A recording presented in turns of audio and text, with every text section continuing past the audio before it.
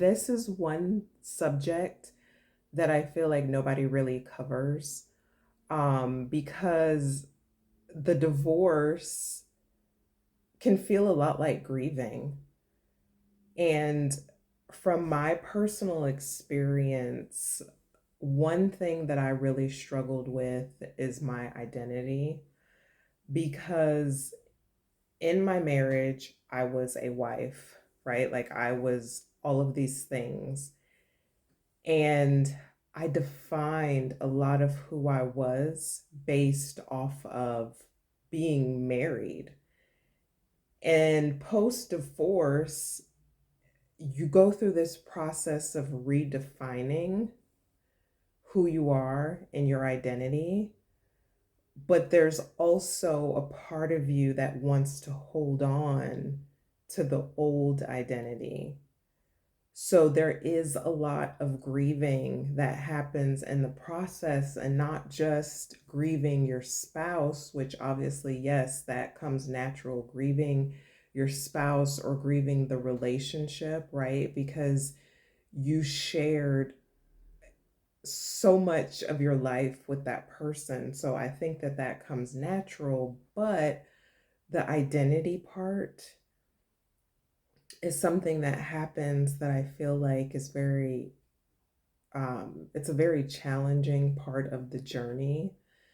And one thing that I did that helped me navigate that process is, obviously, yes, I believe in God, and I relied heavily on God during my journey. So, meaning I did a lot more prayer.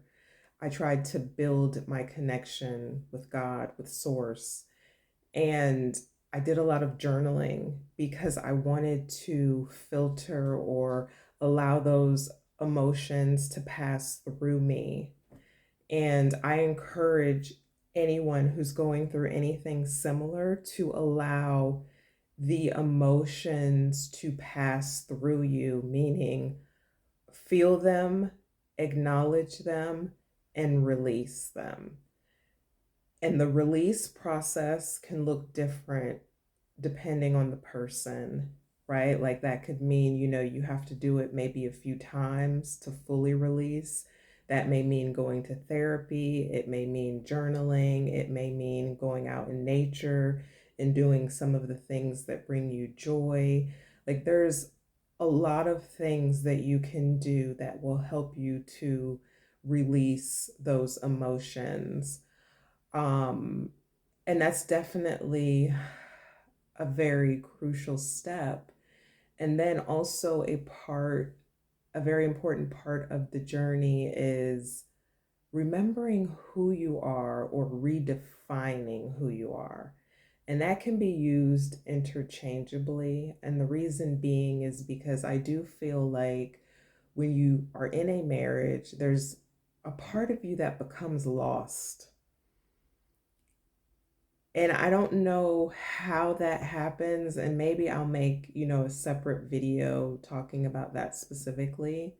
But there's a big part of you that becomes lost. And either post divorce, you have a desire to regain that lost part of you, or you want to completely redefine who you are completely, meaning the old version no longer works, no longer exists. So I just want to figure out, okay, what are the things that bring me joy? What are the things that fill my cup up? What hobbies or interests do I have now that I've reached this stage in my life? And all of those things are definitely things to consider and very common questions that come up.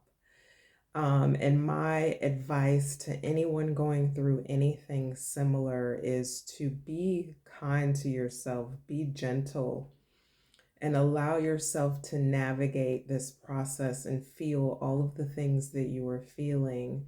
And as far as where you should put your time, energy, and focus, is really back into you and doing all of the things that bring you joy and all of the things that you are passionate about.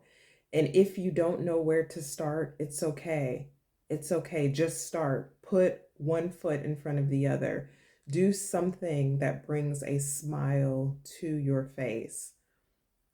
And that could be something as simple as just enjoying a cup of coffee, going out with a friend for coffee or for lunch, reading a good book or watching a good TV show or going to yoga, going for a walk or sitting in silence and meditating. Do whatever you need to get back to you. And I promise you, with time, it's like putting a puzzle back together. Like you're putting the puzzle of yourself together. And as you walk the journey, it's like you get one puzzle and you fit it into the right place, and then you get another puzzle piece. And I promise you, there is light at the end of the tunnel. You just have to keep on going. And that's all that I have. And thank you so much for listening. And give this video a thumbs up. And I'll see you on the next one. Okay, thanks. Bye.